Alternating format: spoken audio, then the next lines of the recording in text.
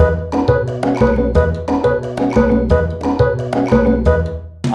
just feel like this outfit, I'm meant to be like, oh, this is so cute. I'm wearing pink today. And at the same time, I'm also just like, why did I wear this after complaining how hot it is last time when I was here? Anyways, hey! um, I rewatched the last video. Not fun. By the end of it, I really truly was like, showered. As in, basang-basa na ako, mukha akong tanga. So, wait, I feel like my neighbors are hearing me much more this time. I opened the curtains, so the entire thing is now back to fully open. Privacy, I feel like, is secondary to the heat that is my body. So, okay lang, okay lang. Nag-long sleeve ako today. Hindi ko alam. I guess we're testing the waters. Because I also have a fan here. So if you're hearing everything, if you hear the fan, if you, like, know it's for a good cause. Like, we're doing our best here. Okay. Okay. And also, I like this setup. Isn't it so, we're gonna add stuff pa. Feeling ko nga, that's my next thing. Oh my God.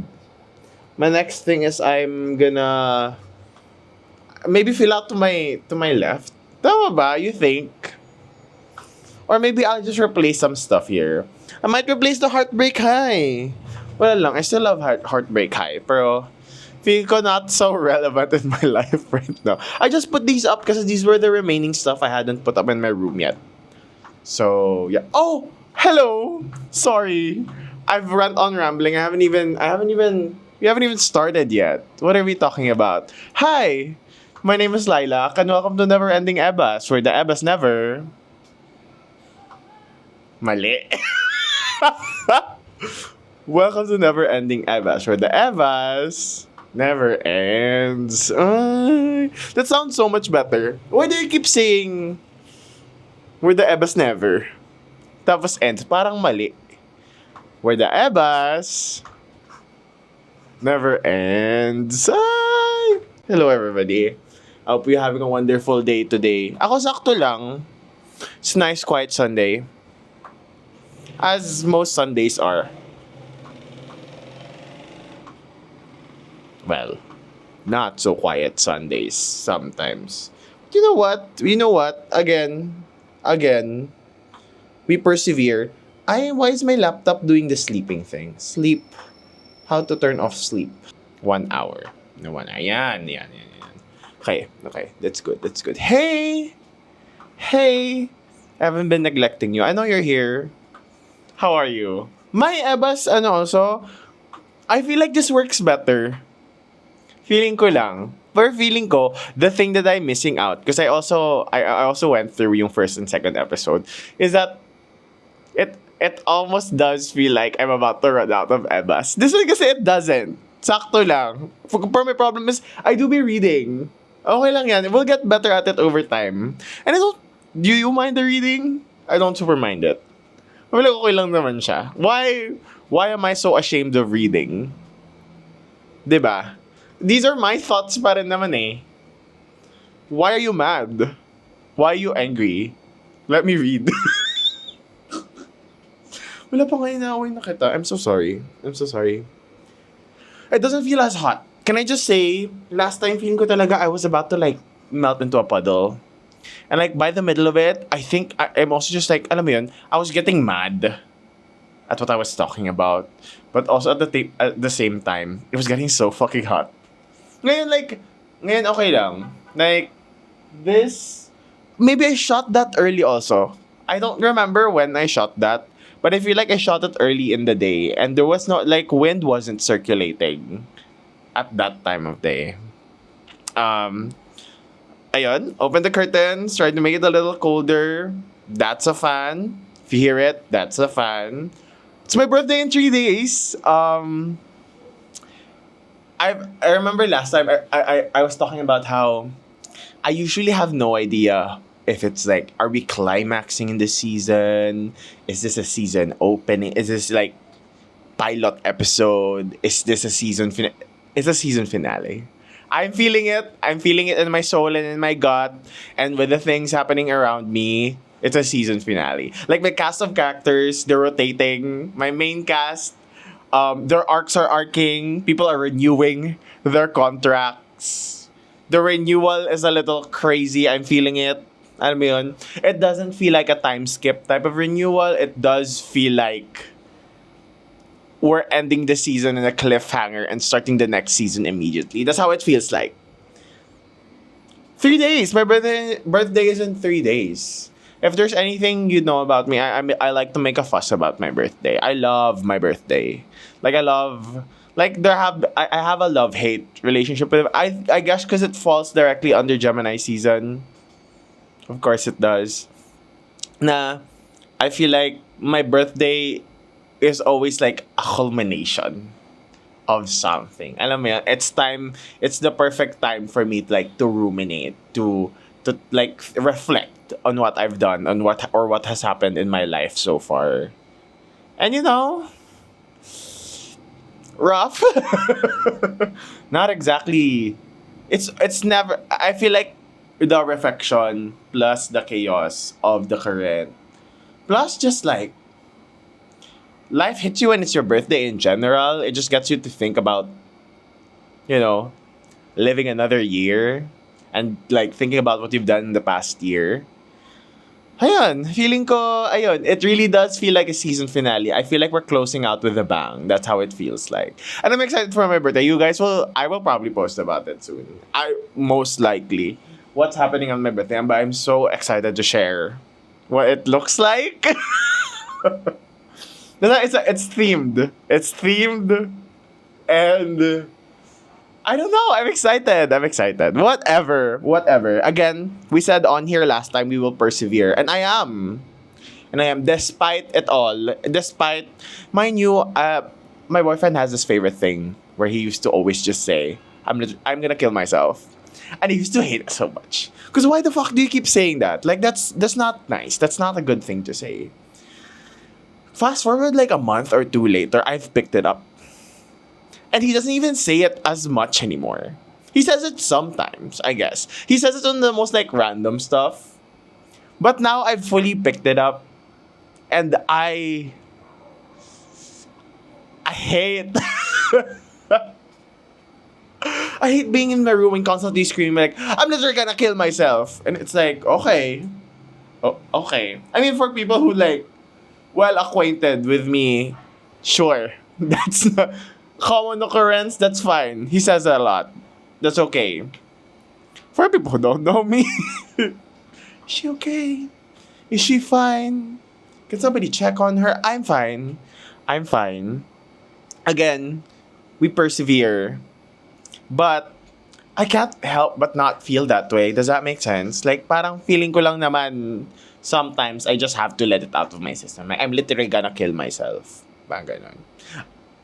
Not to alarm anybody. I'm good.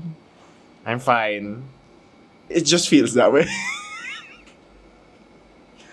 And it's okay. It's okay to let it out sometimes. Just get it out of your system. Alam mo yun. Don't kill yourself. But, well, I have in fact correctly predicted the chaos of Gemini season. So it comes to shock. Eto na lang tayo. So it comes as a shock to no one. Tama. It comes as a shock to no one. Especially not me. Who knew? I've been telling everybody, Gemini season's fucking worst season of the year, but also love Gemini season. Love Gemini season. I don't know. Love hate, I guess because it's also my season. I can't hate it. Alam mo yun? But it's always some shit happening this time of the year. Especially for me. I guess because I have a strong connection to it. But like also people around me. By proximity to me, I'm not sure. Maybe. But also feeling ko lang, I just have a lot of Geminis in my life also. So maybe that's why. We're all, alam mo yun, para kaming router. Tama ba? Na parang the signal is now much stronger kasi magkakatabi kaming lahat. Anyways, welcome to Neverending Ebas. We need to start the Ebas na. Ang dami ko ng Ebas. Wala pang Ebas.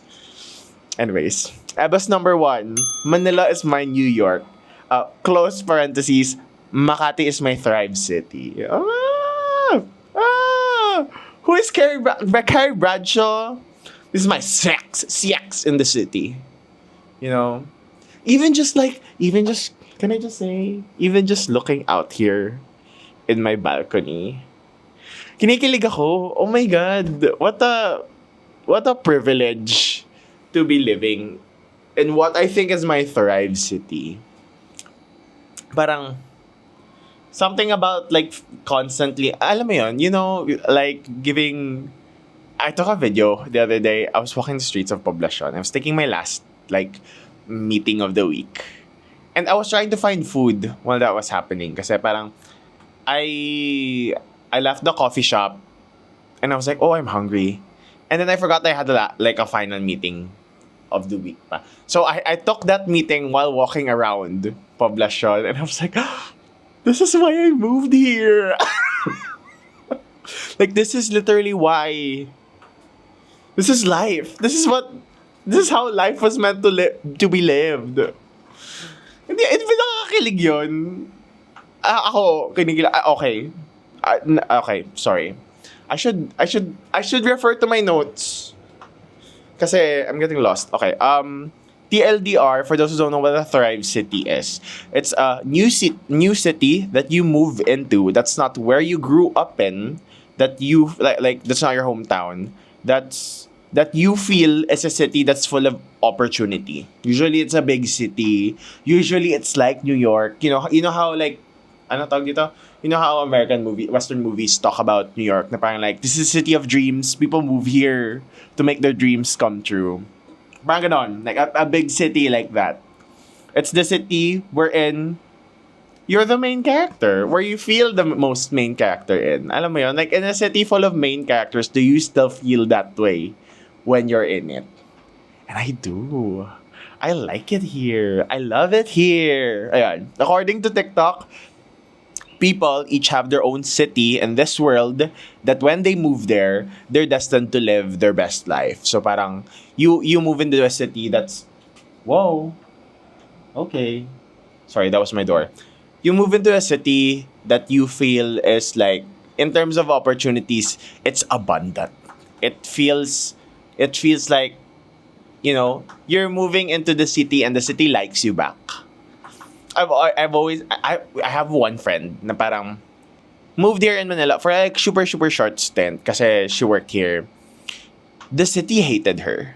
The city truly was not kind to her. She moved in here in Manila also. She didn't like it here.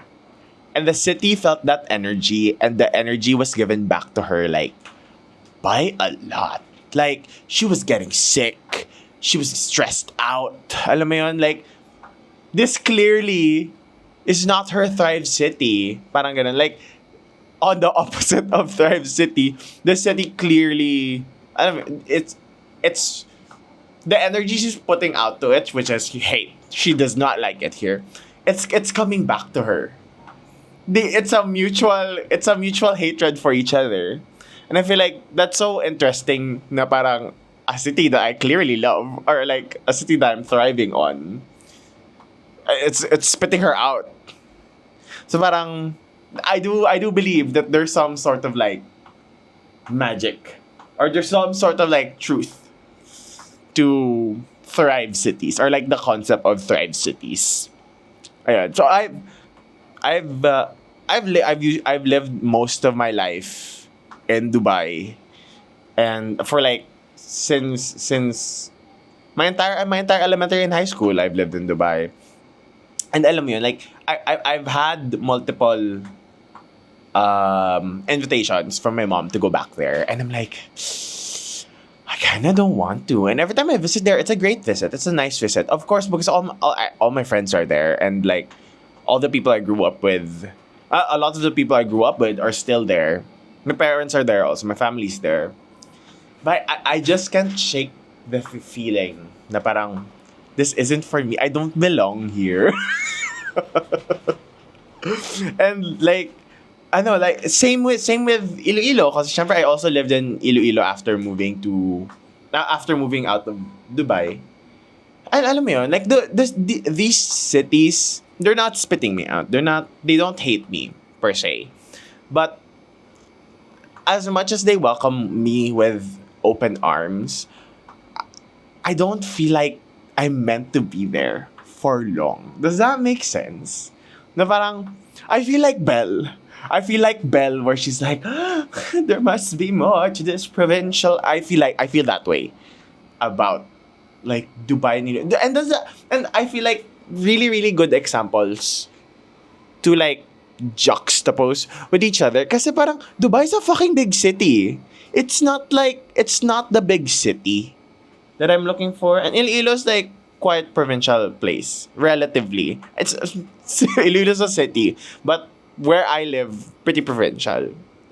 Sakto lang. Maybe like an hour away from the city. Ang okay ko naman, kala mo naman ang layo-layo ko sa city. But it's still, in the context of where I am now, it's still relatively quiet. Dubai isn't the same way. They're similar and different. Na parang, this isn't where I meant to be. And I really do hate it. But it really is, when I moved here, it really was ganito pala dito sa Manila. And I hate that. You know why? Because this place is fucked. It's not, my thing is, it's not even like, ano yun? It's not even like a perfect city. I don't think it is at all. It's alam mo yun, it's busy in sometimes the grossest kind of ways. I've been passed by giant rats here. Alam mo yun, like it's not a wow, I'm here. It's more, I think the things that are happening here I gravitate towards, and the people who are here, I meet so many cool people here. And I like that. I love that.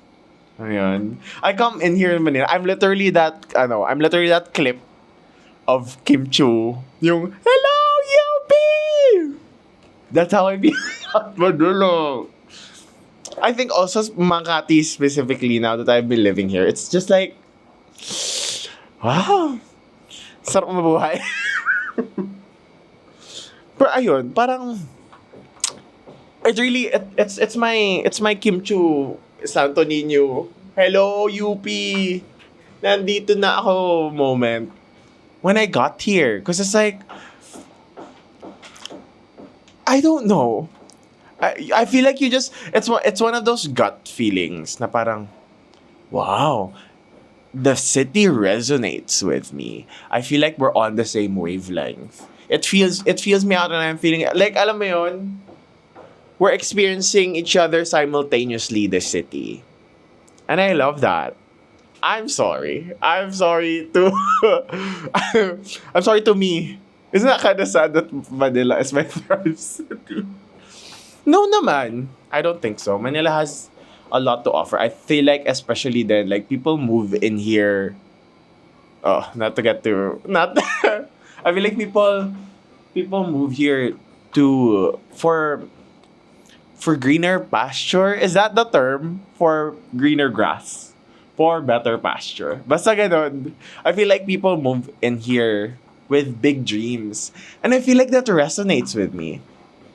Like, I like that we're all here with some sort of drive or whatever. And I understand na parang those who have lived here their whole lives, less romanticized, less like rose-colored glasses than I am. But you do have to have some sort of like want to like push through to be able to live in this city. That's how I feel. That's my calendar. That's how I feel like living here. And I feel like all that energy is like, alam mo yun, I'm just taking it all in. And you know what?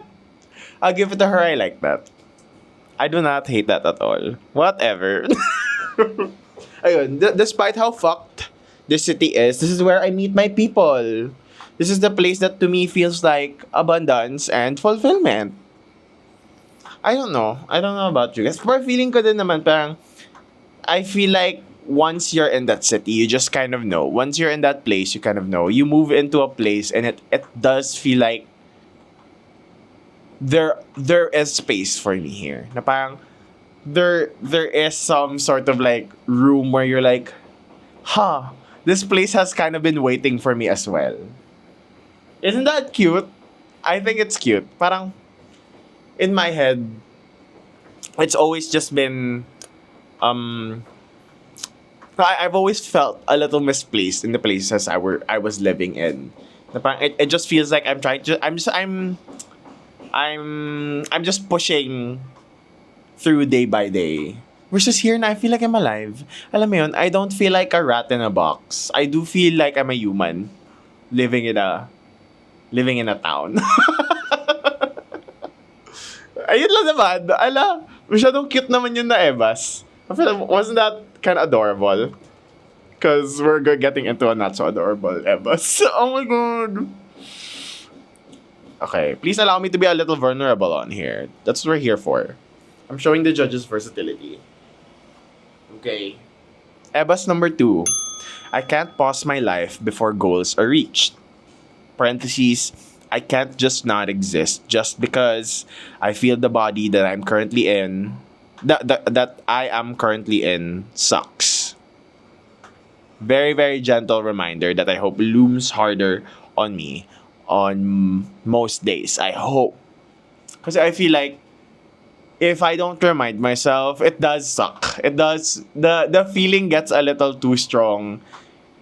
And then, parang I've essentially stopped giving myself permission to live because I don't look the way I want to look. Isn't that kind of insane? I mean, it's insane saying it, but I'm sorry. I do feel that way. And that's just how it is. Parang I don't disappear just because my goals have not materialized yet. And I don't exist more because I've gotten to do the things I want or achieve them. I already exist now. And I feel like, yeah. There's no debate on that. That's just a thing. Na parang, just because I don't present the way I want to be presenting today, or I don't look a certain way. And man, there is always a goal for a better version of me. And sometimes I feel like getting there might not be linear. Getting to the better version of yourself, physically, mentally, whatever. This being more about how I visually look like. It's not always gonna be like it's not gonna happen immediately. Like once I've set that goal doesn't just move. Alam mo yun? Like I can set that goal as much as I want, but unless it's there na, it's just at the end of the day, that's just still a goal. And I can't pause everything else until that goal is achieved. Alam mo yun? Okay, I don't know how heavy example. Sakto lang. Saktong example. There are times I feel like I can't go to the beach because I don't have the body that I want to be presenting at the beach at. Does that make sense? And I don't like that feeling. Parang, it's like, oh my God, I'm missing out on the fucking beach because I don't want to be perceived a certain way. Or my body is a certain way. Alam mo yun? It's kind of sad. Now that I'm saying it out loud, it does feel sad. And I know it is. Alam mo yun? Like, it's not like I revel in my loathing. That's just a thing. I'm sorry I have thoughts. I'm sorry. Ayun. I'm allowed to take pictures. I'm allowed to dress up. And I am seen whether I like it or not. Whether I am in peak form or not. Ayun. So, heavy on the body image issues. I've always had this, let's say, I don't have like a strict health thing for most of my life. I guess it would come and go. Like I've tried stuff, nothing like fully stuck, which I think then parang oh hey oh whoa.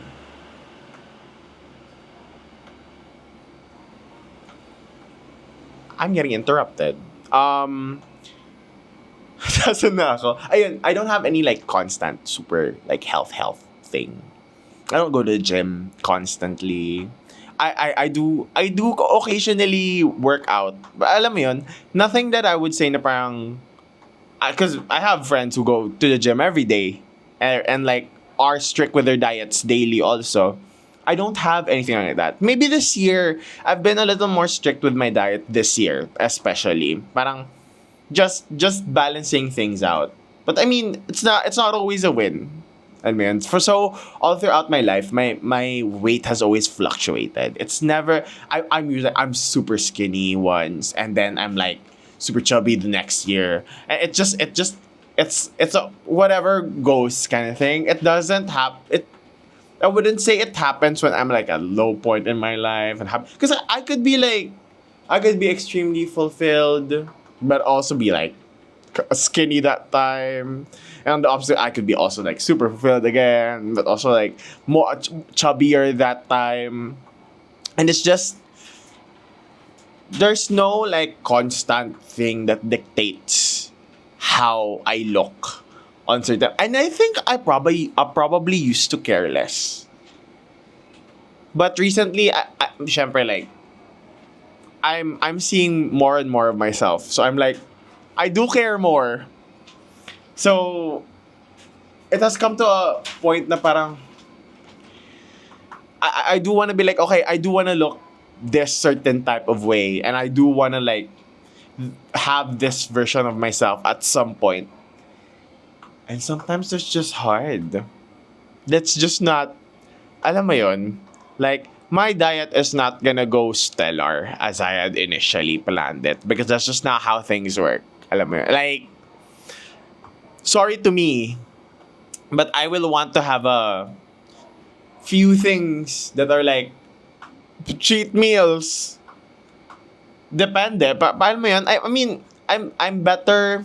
I would say I'm better at like picking when to like have my cheat meals or whatever. Pero alam mo yun, like despite it all, okay despite it all, even with the diet, even with the like the sporadic working out sometimes, I don't think I'm still in like a complete place of like, oh my god, that's so good. Alam mo yun, like there is I still see it's still potential up until this point. Or it's still, alam mo yun, there's still a better version. And I feel like, one, we keep moving the goalpost. The goalpost keeps moving and moving and moving. Sure. Fine. Whatever. You know, that's on me. Sorry. I'm sorry. But also, that goalpost will always move. That thing will always keep. There will always be a better version. That's just how it is when you're improving on things. And I feel like if I have to pause things to get to the better version, I'm not gonna get anything done ever. I'm not gonna be able to enjoy anything ever. Because I'm constantly gonna be like trying to get to that other side. Not knowing na on this side it's fine. On this side, I've always had permission to do stuff. I don't know why I've been stopping myself. You know? Having the... Ayun. Also, having the lived experience in existing in like spaces as, you know, seen as a gay man, not for the weak. Kinda hard, if you think about it. It's not like I enjoy working out. I wish. I wish. Lord God, alam mo yun, if there was a habit you want me to pick up this year, that would randomly, alam mo yun, like full full on just enjoy working out. I don't. Unfortunately, I enjoy a spin class maybe. I enjoy a dance class.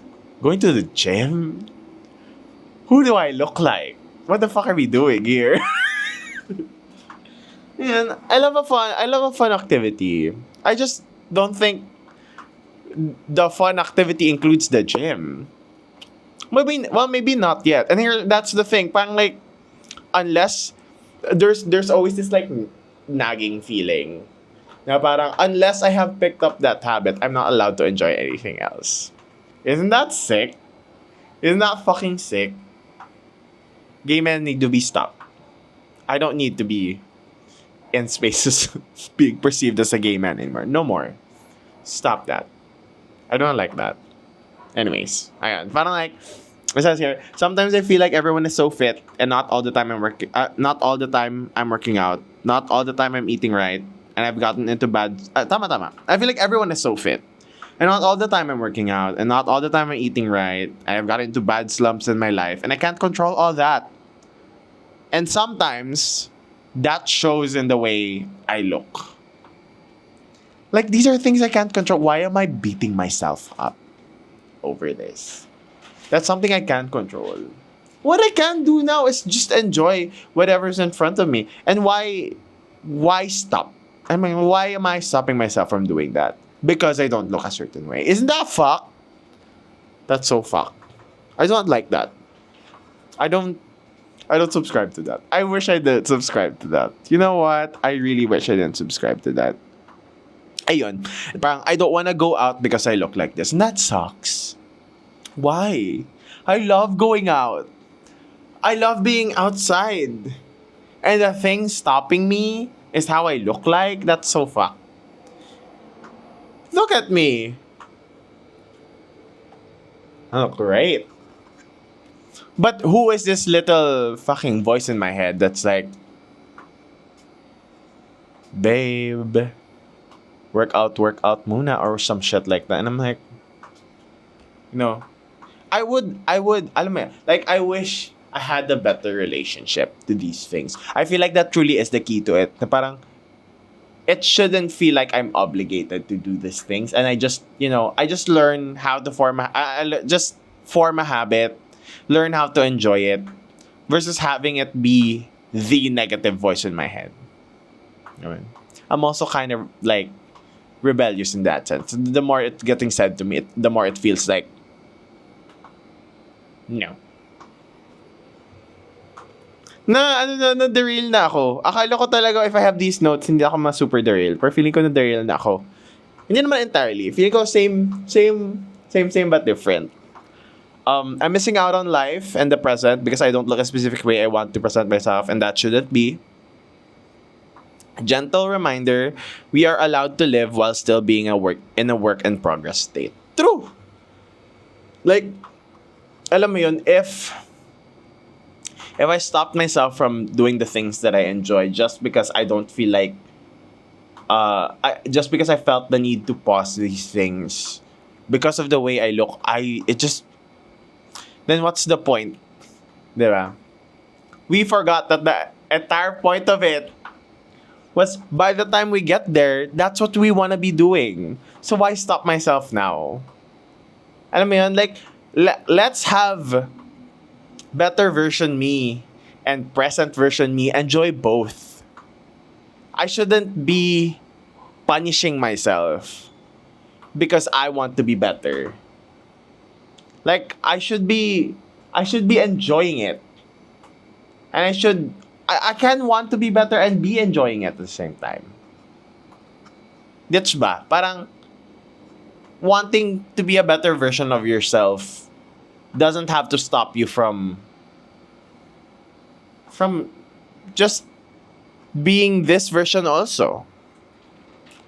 Right. You can always aim, ayan na nga. You can always aim to be a better version of yourself, but that doesn't mean holding yourself up so only better you can experience life. All versions of you need to have permission to do what it is you want. All versions of you all versions of you have permission to do what it is you want, and it's truly fine to exist as is. Correct. Tama.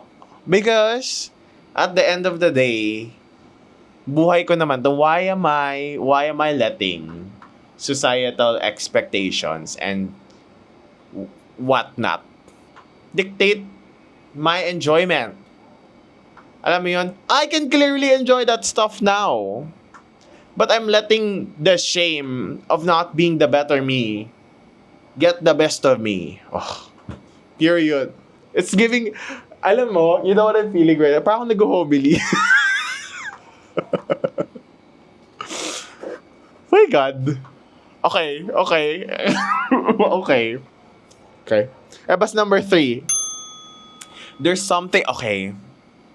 Let's get into it. There's something so raw and aggressively queer about the state of WLW media that every other queer media needs to take note of. Do we hear it? Do we hear the sound of the people?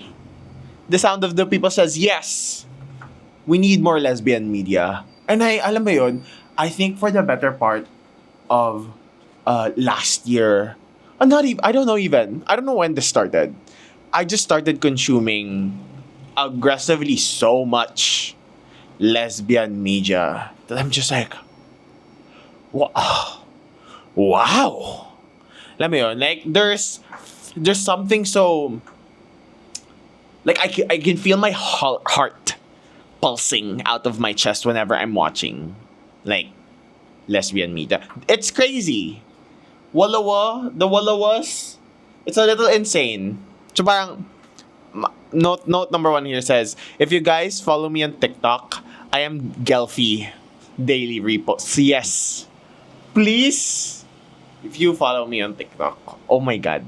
Maiinis na lang talaga kayo. Punong-puno na ni Ariana tsaka Cynthia yung... And it's always just like, Alphaba Throp. I know you're out there. And it's just like... And then the song playing, say, got a feeling I got everything I wanted. Oh my God. There's this edit of Gelphie to Good Night and Go. And I feel like, oh my God, I'm gonna cry. I almost cried. But I don't know. As in, I saw that edit like umaga pa. So parang like, I was still getting my bearings. As in, maliligo pa lang ako siguro or kakakain ko lang ng breakfast. And it's like, mangiyak-iyak ako, te. I'm like, oh my God, one of these days. I just, I'm so going soon. I've watched that trailer so many times. And, oh my God, Wicked for Good is gonna ruin me. Gusto ko yun, that's my lesbian media. Wait lang kasi. Ayan, the idea of compet is so heart-wrenching to me. Fuck! It really is just like, you know, in true female rage. That's so fucked. That's so fucked that anybody has to experience compet. Or has to feel that way. I feel sick for women. Oh my God, women. For those who don't know, compet means compulsory heterosexuality. Ulit. Compet means compulsory heterosexuality. Why am I saying that weird?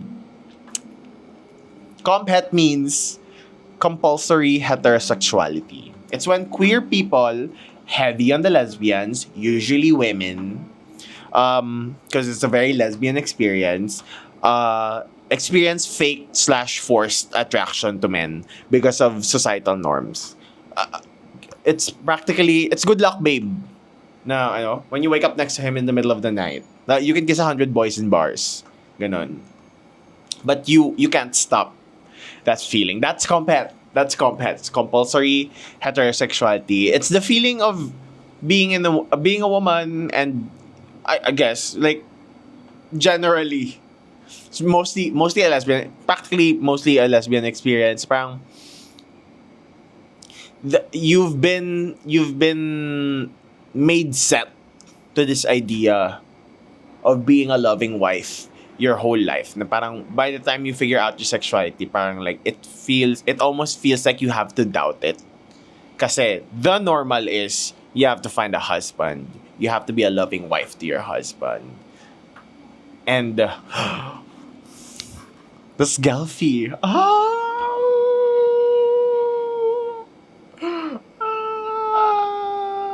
My compet lesbian and my disaster bisexual.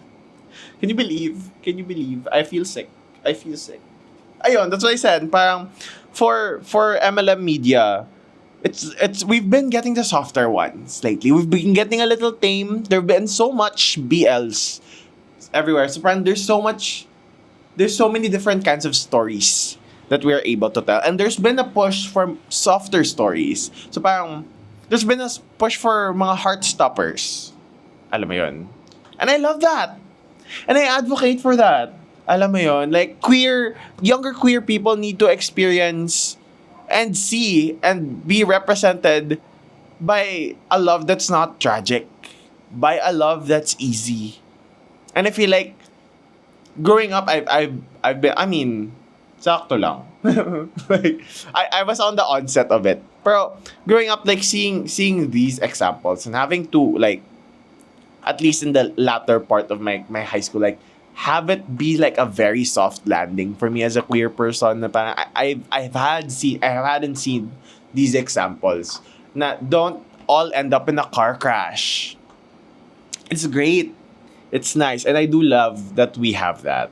Because it can be very, very healing. No. But WLW media, oh my God. My God. Fucked up. Crazy. Intense. Raw. It's always so tragic. It's always so tragic. They're always in the most insane situationships you can ever imagine in your life. And it's always the lesbians. Poor lesbians. Let one lesbian have a happy ending. I am so tired of investing in these lesbians. Oh my God, yung laway ko. Investing in these lesbians. And they're always so like, alam mo yun, the story is punching them. Holy fuck.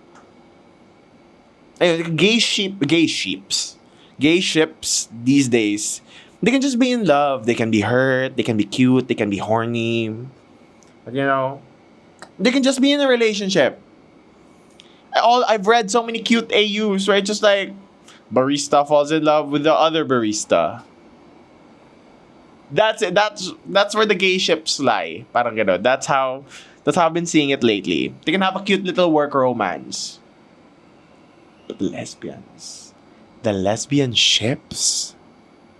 Oh my God. It's never just one thing, you know? They're never just in love. And I hope that that's just the case. But they're never just in love. It's everything. Everything is on the fucking line all the fucking time. They're always putting the entire world in danger for their love.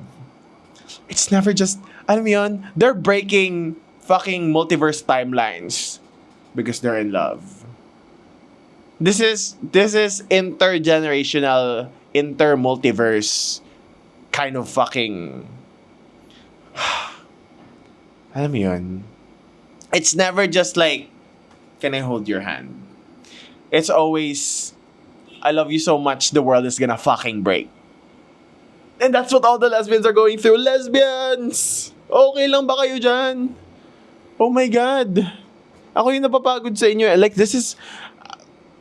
Whoa! Where are the soft... Where are the soft, nice, little, cute lesbian stories? This is crazy. I feel like I'm going inside. Or maybe I'm just attracting these stories. And they just so happen to all be lesbian. That's also still insane, though. That the most visible lesbian stories to me are the most insane ones. But you know what? I'm going on a limb here. I feel like that's, like, you know, the nature of all lesbian stories. Or at least a lot of them. I said here, their love is so strong, it's affecting me. It really is. Like, I'm so... Ako na yung napapagod dito. Lesbian media are for true lovers. Where are the true lovers? Get into it. Go watch your local lesbians. What? Go watch. Go read a lesbian book. Go watch that lesbian show. Like, it'll change you. I promise, that shit is crazy. It always is. As ayun. It's when they say gay media is when Love Simon and lesbian media is when Yellow Jackets. Girl, I don't even watch that show. And the amount of Jackie Shauna edits I get on the daily. Ako yung napapagod sa inyo, te. Lesbians, tigil nyo yan. Happy Pride! Happy Pride! Happy Pride, let's, parang, this year, my 2025 in is having lesbians. It's the lesbians' turn to have a soft landing. Pagod na ako, te. Ako na yung napapagod sa kanila. Oh my God. Can you imagine? It's always, like, alam mo yun, it's never just love. Pasan na talaga yung buong mundo, and I'm just so, my God, lesbians. You know what? Let's go lesbians. Let's go lesbians. Happy Pride. Happy Pride. Basta, I feel like we're moving forward to a more conservative world. I feel like we should push for media that doesn't feel traditional to you. Like, alam mo yun, like, we've gotten to a point where we can almost go, like, alam mo yun, BL is so normal now. It's just a random cute show. I need that to happen to lesbian media. This year na, gawin na natin to. May time limit. Let's not wait for anything more. Let's give the lesbians the spotlight that they need. And more lesbian media just means we get to enjoy more lesbians in softer love. Gets ba? Parang, I feel like it's always fighting tooth and nail out here. And not that I don't like, these are great stories. I just need my lesbians to not die. Like, I don't need every single lesbian to go through Dante's hell. O, diba? Nawala na yung pinagsasabi ko. We need to end this ebas na. Hey, I feel like this is the longest. Yeah, ang dami kong sinabi. Tigil natin ito, di na natapos yung ebas. Uy! I hope that was fun for you. As it does feel, this has been very cathartic. Like, I'd be letting out steam. I'd be letting out steam on here. And yeah.